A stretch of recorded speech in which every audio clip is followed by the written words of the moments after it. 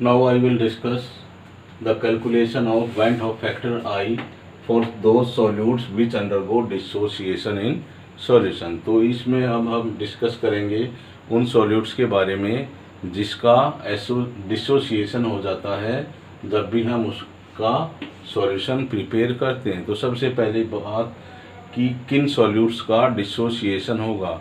Only दो solutes undergo dissociation partially which are weak acids, weak bases and some salts which do not dissociate completely when they are added to solvent। तो ऐसे solute जैसे weak acid होगा कोई weak base होगा, कोई ऐसा salt होगा जिसका कंप्लीट डिसोसिएशन नहीं होता है सॉल्यूशन में, उस केस के लिए हमें वैन-हॉफ फैक्टर की रिक्वायरमेंट होगी।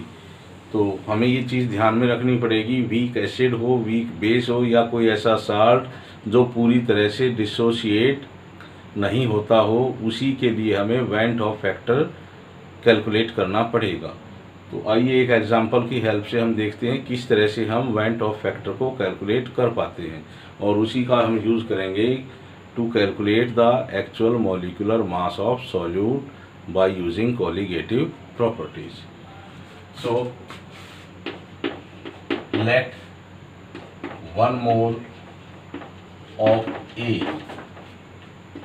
on added do not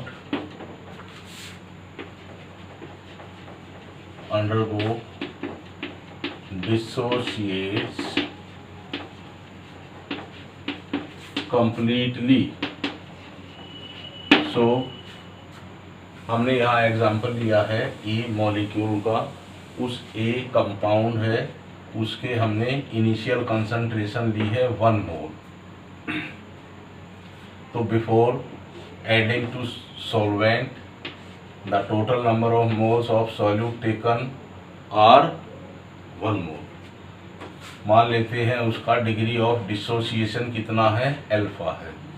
तो 1 मोल के जो अल्फा मॉलिक्यूल्स होंगे, 1 मोल में से अल्फा मॉलिक्यूल्स का डिसोसिएशन हो जाता है, और जब ए का डिसोसिएशन होता है सिंगल मॉलिक्यूल का, तो उससे हमें N1 बी मॉलिक्यूल मिलते हैं और N2 सी मॉलिक्यूल मिलते हैं। तो अल्फा क्या है, डिग्री ऑफ डिसोसिएशन ऑफ ए।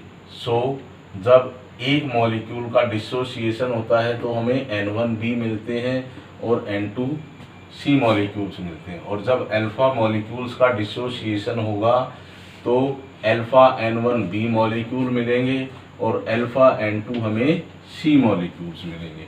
और हम मान लेते हैं total number of moles N1 plus N2 is equal to N।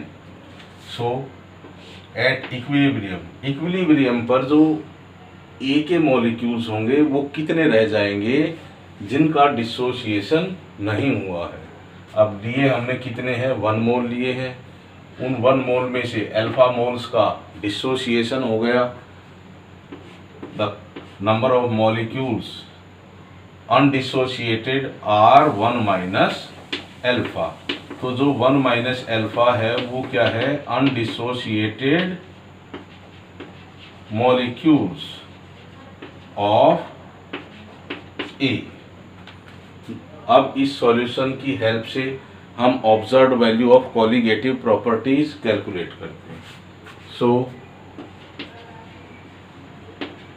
Observe जो एक्सपेरिमेंटली हमने ऑब्जर्व की है, ऑब्जर्व वैल्यू ऑफ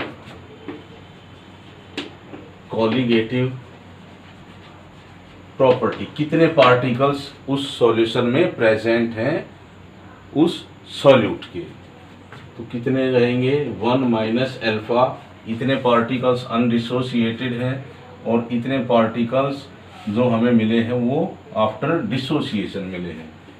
तो alpha N1 plus alpha N2, 1 minus alpha plus alpha N1 plus N2, और N1 प्लस N2 है क्या, अपना N है। तो 1 minus alpha plus alpha n। ये आ गई हमारी observed value of colligative property. अब calculated, theoretically calculated value of colligative property क्या है?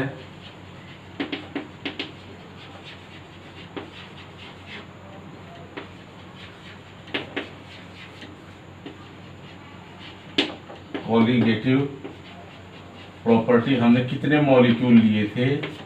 ए के। कितने मोल्स लिए थे हमने ए के सॉल्यूट के? 1 मोल। अब इसी की हेल्प से, इनकी हेल्प से हम आई की वैल्यू फाइंड आउट करते हैं। आई क्या है?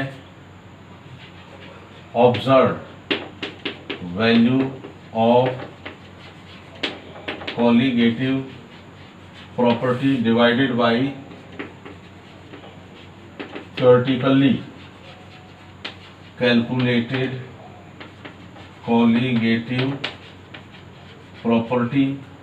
So I is equal to,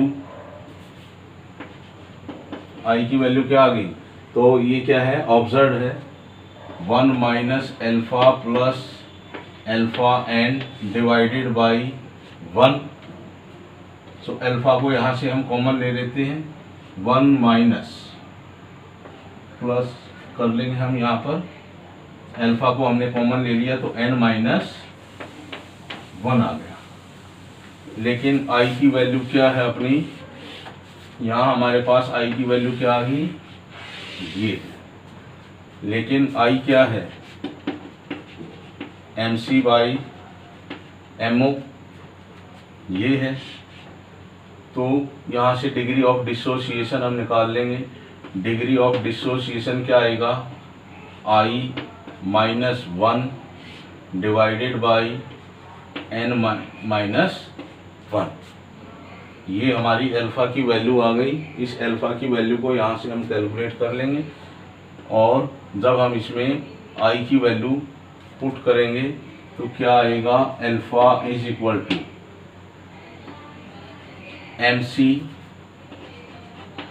minus mo divided by mc n minus 1। यहाँ ये जो एक्सप्रेशन आया है अल्फा के लिए, it is obtained by substituting the value of i in this equation. तो यहाँ से हम i की वैल्यू कैलकुलेट कर सकते हैं अगर हमें डिग्री ऑफ डिसोसिएशन दिया हुआ होगा। तो डिग्री ऑफ डिसोसिएशन दिया हुआ होगा हमें, इसमें यहाँ पर डिग्री ऑफ डिसोसिएशन की वैल्यू पुट कर देंगे और i की वैल्यू को हम कैलकुलेट कर देंगे और i की वैल्यू को कैलकुलेट करने से उस i की वैल्यू को हम कोलिगेटिव प्रॉपर्टी के मैथमेटिकल एक्सप्रेशन में सब्स्टिट्यूट कर देते हैं और उसके बाद जो कैलकुलेशन करेंगे उससे हमें फिर actual molecular mass of solute का पता चल जाएगा।